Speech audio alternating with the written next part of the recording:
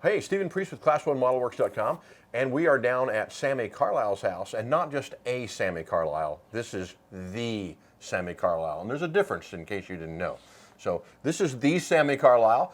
We've been having a good time running some trains this morning, and going to ask him just some basic questions about his layout. So first thing, good morning. Good being morning, here. sir. Thank you for inviting us. We really appreciate it. We've had a good time as always. Thank you. I think this is my second time. I thought it was my third, but he argued and said it's only my second. I do like to argue. Yeah, he, he does like to argue. So we'll go with second time. So let's just start with some basic stuff. How did you get into model railroading and why? Well, when I was a very young lad, my parents decided to take a vacation on Amtrak, and I got to go to Kansas, get on the Amtrak train, and we rode out to Los Angeles on the Santa Fe. Then we rode from there up to Seattle on the SP, Seattle to Chicago on the Burlington Northern, and Chicago back to Newton on the Santa Fe. Wow. Pretty much, I didn't do much sleeping. My nose was stuck to the window, seeing all the cool stuff outside, and it was great. That's really what got it. And plus, when I was even younger than that, we had a railroad track basically in our backyard, so the train would go through twice a day, and that's pretty much got me hooked on trains. How interesting. So how did that transfer into model railroading? Surely there was a catalyst somewhere that you saw something or got Definitely. involved with somebody or something. Definitely. We took the Amtrak 3 summers in a row, and we would always start our trip out of Newton, Kansas on the Santa Fe.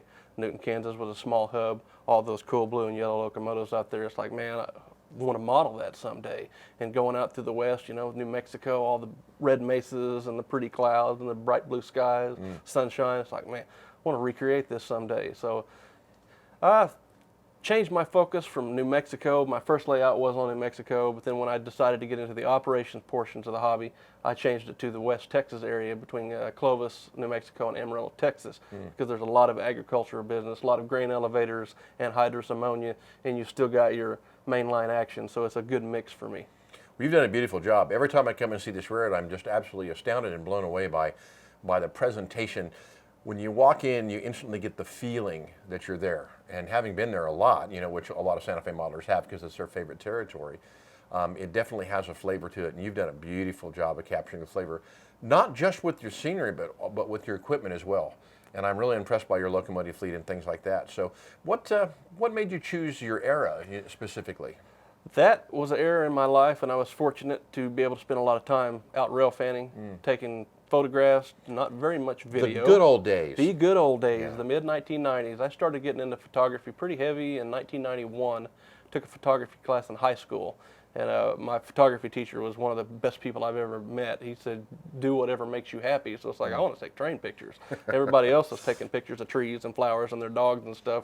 I'd learned how to pretty much compose a good photograph with light, shadows, contrast, and we expose it all on black and white paper and learn how to develop as well. So making that go from black and white to color, and I mean, everything was just as it was as I modeled it. And I took photographs of locomotives, stations, rail cars, containers, trailers. I mean, just random wide angle photographs so I could have that. I don't know why I did it, but now I go back to my photograph collection and it's paid dividends. So almost every locomotive I've modeled is based on one that I actually took a picture of somewhere in that time It makes you period. glad that you spent the money on the film and the processing. I wish I had spent a lot more. Yeah, well, we all do. We all do. And the young ones growing up now, I don't know if they realize or appreciate what it's like to actually have good digital photography where you can just go shoot 1,000 images in an afternoon. Absolutely great. And just not even blink an eye at it. It's a huge gift. And you don't have to wait 2 weeks for your pictures to come back either. Yeah, exactly. Instant gratification. You can see what you messed up right where you're still standing there. Right then on the spot. Yes. Yeah, it's amazing. So we brought some cars up. We brought our new TWF-10s up. What do you think about them? I mean, you had a chance to kind of kick them and run them around a little bit. What do you like about them, and what direction you think we ought to go? I think these are hands down the best intermodal model I have seen to date.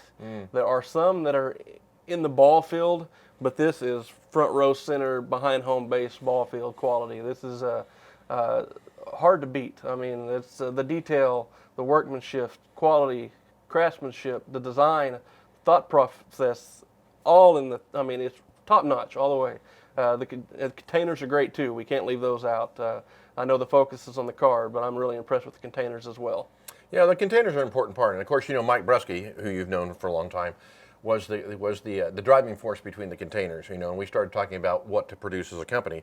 Mike's like, we have got to do these containers because they've never been correctly, and it's something that definitely, you know, Yes. 90s and 2000 era modelers really need. And so I think they turned out beautifully, and I'm really happy with them as well. As well as I, yes. So what are your goals and aspirations? What do you think your opinion would be of what we should do as a company? I know you're actually a marketing guy and a sales guy, and so I always am impressed by that kind of things, but I like to ask people what they think their impressions are, and where do you think we ought to head with things?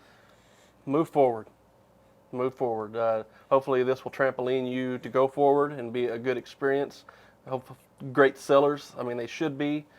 Use that to move forward. I mean there's so many things that haven't been created in HO scale yet. You've got the torch. Run with it. That's my advice. Thank you. Thank you. I appreciate that.